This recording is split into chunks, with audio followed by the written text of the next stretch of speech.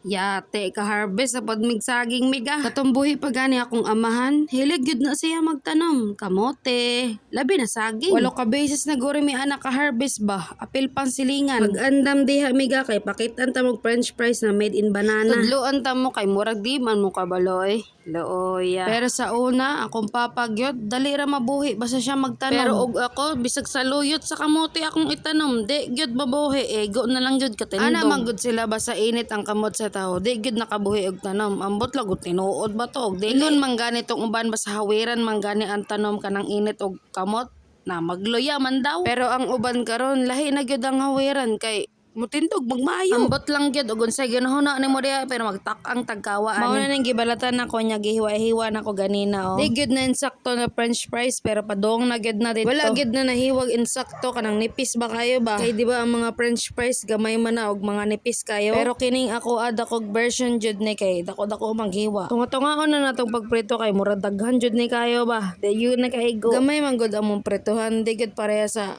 kanang lutuan sa pansit kanang dako kayo ba kining amoa gamay ra gyud kayo murag lutuonan ra gyud sa itlog og makakwarta gyud palit gyud kog dako-dakog kawa ba kanang igo gyud basta magprito kag mga saging murag kanang bananakyuhan ba giluto na nako ang tunga sa gihiwa nako ganina ang naabtan gyud nako na presyo sa bananakyu sa una 6 pesos tulo ka buok to unya dako kayo abot mo noon sa bananakyong giistoryahan na french fries man akong giluto dani na nabuang na pero sa una katong eskwela pa ko senior college siguro ko ato katong panahonan nako na naay french fries og sa igbaw niya naay juice. Mao gyud tong paliton nako sa una kay barato lang unya convenient kayo. Sige na ko gistorya dinhi naluto na lang gyud iya-iya. Kuan sa natin na kay lutuon sa nato nang nabilin. Di pa gyud na pinaka final kay lutuon na tanog usab pag human ani. Arong mo crispy ba, di ba sa mga french fries crispy man to basta maluto na. Dili lang di ay ni french fries kay murag na gyud kay nahiwa na banana chips kay di ba na ako gihiwa na kuan murag bilog kayo pero dili gayo nipis. Di ba sa mga banana chips nipis kaayo og maluto. Dayon naluto na tag usab maghimo tag aneg sausawan dani sa french fries. Kita mo mo mapalit mo mga street foods labi na ang french fries diba mga mamog sausawan mauna ni. Ug gusto ganin nimo dili mabitin sa sausawan maghimo na lang kag imuha. Kay diba og mopalit ka sa ilaha gamay ra gud ilang ibutang. Mao nang kita na lang gud ang maghimo para anli gyud ba. Kay lami baya basta ituslo nimo ang french fries basta daghan og sausawan. Di gyud ka na mabitin basta daghan kayo ba. Dayon pag human ana ari sa ta sa pagtimpla og cheese powder. Para ingnon gyud na french fries gyud. Kay diba ilhan man ang french fries basta na ay cheese powder. Mao na ni. Unya i-shake bare-baradan sa na danaahan tod sa ma-absorb katong gibutang nato ng cheese powder. O wala o diba? Na kayo french fries na murag dili. Pero okay na na kay kasulbad na nagmerienda. Kayo og mopalit mi na mamahalan mi. Unya gamay kayo kani. Lutong bahay.